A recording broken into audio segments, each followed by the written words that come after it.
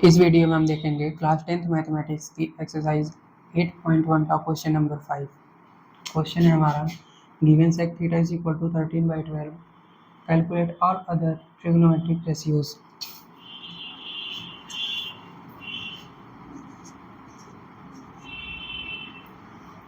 इसको लिखेंगे sec theta is equal to 13/12 और sec थीटा का फॉर्मूला होता है हाइपोटेन्यूज डिवाइड बाई बेस। तो यहाँ से हमें पता चल रहा है हाइपोटेन्यूज की वैल्यू है 13 एंड बेस की वैल्यू है 12। तो एक फिगर ड्रॉ करेंगे।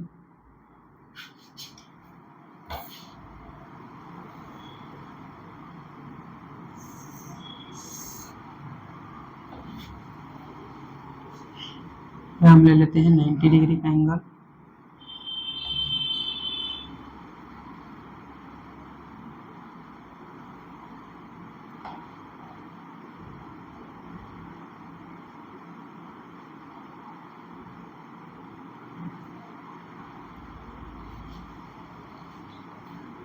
इसको हम ए बी और सी बोलेंगे एंड इसमें हमारा एंगल हो जाएगा ये थीटा। इसको हम थीटा एंगल ले लेते हैं एंड अब इसमें हमें हाइपोटेन्यूज की वैल्यू बताया 13।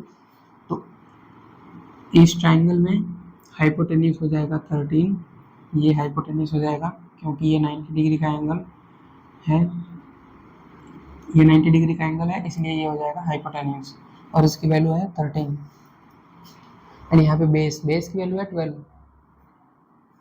तो एंगल थीटा हम ले रहे हैं तो इसके अपोजिट वाली साइड हो जाएगी परपेंडिकुलर और जो इसके साथ वाली साइड है हो जाएगी बेस की वैल्यू हमको पता है 12। तो अब हम ये थर्ड साइड पता करेंगे बाय पाइथागोरस थ्योरम। लिखेंगे यहाँ पे by Pythagoras theorem. By Pythagoras theorem. Pythagoras theorem होती है hypotenuse square is equal to perpendicular square plus base square. यहाँ से हाइपोटेन्यूज क्या है, हाइपोटेन्यूज है हमारा AC, परपेंडिकुलर क्या है एंगल थीटा ले रहे हैं तो परपेंडिकुलर हो जाएगा हमारा AB प्लस बेस क्या है, जब एंगल थीटा लेंगे तो बेस हो जाएगा BC का स्क्वायर। यहाँ से AC की वैल्यू रखेंगे 13 का square is equal to AB की वैल्यू हमको फाइंड करनी है प्लस BC की वैल्यू है 12 का स्क्वायर हो जाएगा। यहाँ पे है 13 और ये 12 इस साइड में आ जाएगा, ये हो जाएगा 12 का square is equal to AB का स्क्वायर।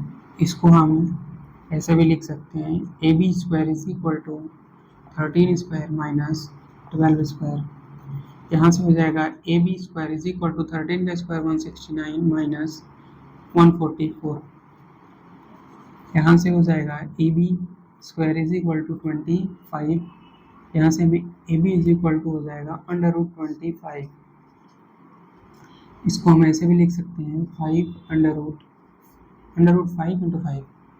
यहाँ पे पेयर में है एक बाहर आ जाएगा, AB इज इक्वल टू हो जाएगा 5। तो AB की वैल्यू हमको पता चलेगी 5। अब हम ट्रिग्नोमेट्रिक रेशियोज फाइंड करेंगे। यहाँ पे हमें सेक थीटा दिया हुआ है, सेक थीटा के अलावा जो होते हैं ट्रिग्नोमेट्रिक रेशियोज वो हमको फाइंड करनी है। तो सेक थीटा के अलावा साइन थीटा होता है हमारा परपेंडिकुलर अपॉन हाइपोटेन्यूज। तो परपेंडिकुलर की वैल्यू क्या है, थीटा एंगल ले रहे हैं तो परपेंडिकुलर हो जाएगा हमारा AB एंड हाइपोटेन्यूज है हमारा AC। तो AB की वैल्यू है 5 एंड ए सी की वैल्यू है 13। यहाँ से cos थीटा, अब दूसरा निकालेंगे cos थीटा। इसको अगर आप चाहो तो ये वाले फॉर्मूले से निकाल सकते हो, ले या फिर ये सेक थीटा का आप रेसिप्रोकल कर दोगे तो भी आ जाएगा आंसर। ऐसे ही देखते हैं, सेक थीटा बराबर होता है बेस अपॉन हाइपोटेन्यूज।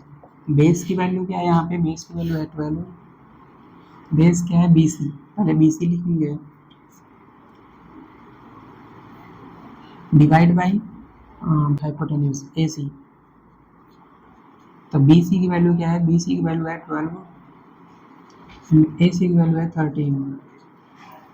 देखो ये सेक थीटा का रेसिप्रोकल है 12, sec theta is equal to क्या है 13/12, यहाँ पे cos थीटा क्या है 12/13। अब हम देखेंगे tan थीटा। tan थीटा होता है हमारा परपेंडिकुलर अपॉन बेस। तो परपेंडिकुलर क्या है हमारा, यहाँ पे परपेंडिकुलर है, जब एंगल थीटा ले रहे हैं तो परपेंडिकुलर क्या है AB। बेस क्या है, बेस हो जाएगा BC। AB की वैल्यू है 5 और BC की वैल्यू है 12, यहाँ से हो जाएगा ये tan थीटा। cot थीटा का क्या होता है, cot थीटा का सेम tan थीटा का रेसिप्रोकल होता है B/P लिख देंगे, means base upon perpendicular. Base की वैल्यू क्या है, बेस की वैल्यू BC है, जब हम एंगल थीटा ले रहे हैं तो बेस की वैल्यू BC हो जाएगी, बेस हो जाएगा BC divide by perpendicular, perpendicular है AB।